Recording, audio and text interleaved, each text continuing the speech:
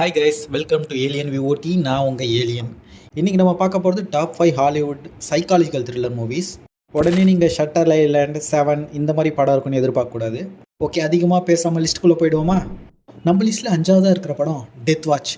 2002 release ஆன இந்த படம் இந்த வேர்ல்டு வார் 1 காலகட்டத்தில் நடக்கிற மாதிரி படத்தை எடுத்திருப்பாங்க. பிரிட்டிஷ் சோல்ஜருக்கும் ஜெர்மன் சோல்ஜருக்கும் சண்டை நடக்குள்ள அந்த காலகட்டத்தில் பிரிட்டிஷ் சோல்ஜர்ஸ் கொஞ்சம் பேர் அங்கே இருக்கிற ஜெர்மன் சோல்ஜர் கொண்டுட்டு அந்த இடத்த கைப்பற்றுறாங்க.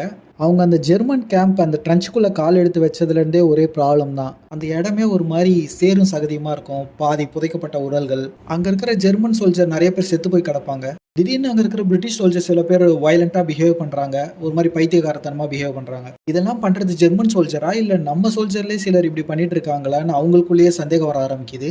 சில சோல்ஜர்ஸ் என்ன நினைக்கிறாங்கன்னா, இது ஒரு சூப்பர் நேச்சுரல் ஃபோர்ஸ், ஏதோ ஒரு ஈவில் இங்கே இருக்குது அப்படின்னு சொல்லி பயந்துட்டு இருக்காங்க. படத்தை பார்க்கும்போது நம்மளுக்கே ஒரு கேள்வி வரும், இதெல்லாம் பண்ணுறது சோல்ஜரா இல்லை ஒரு அதையும் தாண்டி ஏதாவது ஒரு சக்தி இருக்கான்னு நம்மளுக்கே ஒரு கேள்வி வரும்.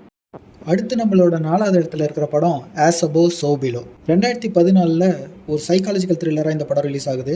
ஒரு செட் ஆஃப் எக்ஸ்ப்ளோரர் அந்த பாரிஸ்க்கு கீழே இருக்கிற கேட்டகாம்ஸில் ஏதோ புதையல் இருக்குன்னு தேடி அந்த இடத்துக்கு போகிறாங்க. ஸ்டார்டிங்கில் நல்லா ஜாலியாக பேசிட்டு ஜாலியாக தான் உள்ளார போகிறாங்க. ஆனால் அவங்க ஒரு ஸ்டெப் கீழே போகும்போதும் அந்த சஸ்பென்ஸ் அதிகமாகுது. அவங்களுக்குள்ளேயே பல பிரச்சனைகள் வருது.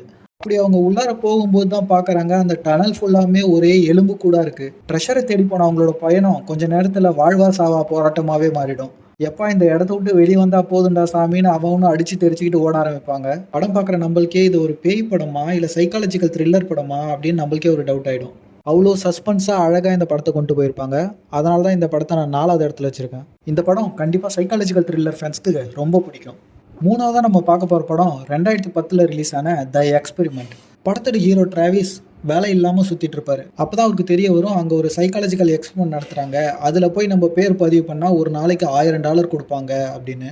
இவரும் போய் பேரை கொடுத்துட்றாரு. அங்கே என்ன எக்ஸ்பெரிமெண்ட் நடக்குன்னா, அதில் பேர் கொடுத்தவங்க எல்லாரையுமே பாதியாக பிரிச்சிடுறாங்க. கொஞ்சம் பேர் பிரிசனர்ஸ், கொஞ்சம் பேர் காட்ஸ் அப்படின்னு சொல்லி பிரிச்சிடுறாங்க. ஸ்டார்டிங்கில் எல்லாம் ஸ்மூத்தாக தான் போயிட்டுருக்கோம்.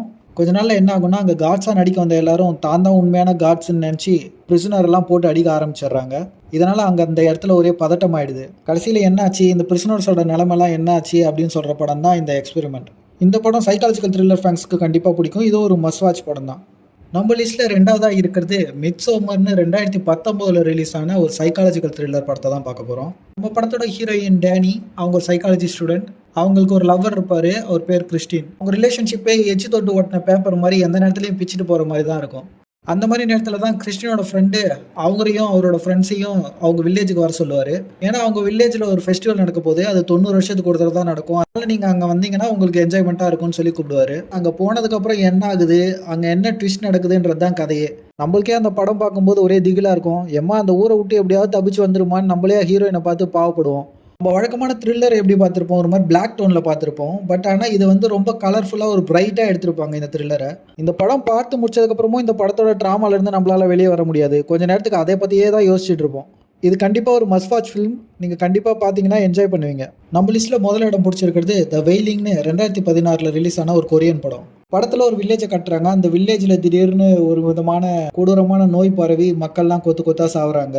அந்த நேரத்தில் தான் ஊருக்கு புதுசாக ஒருத்தர் வந்திருப்பாரு.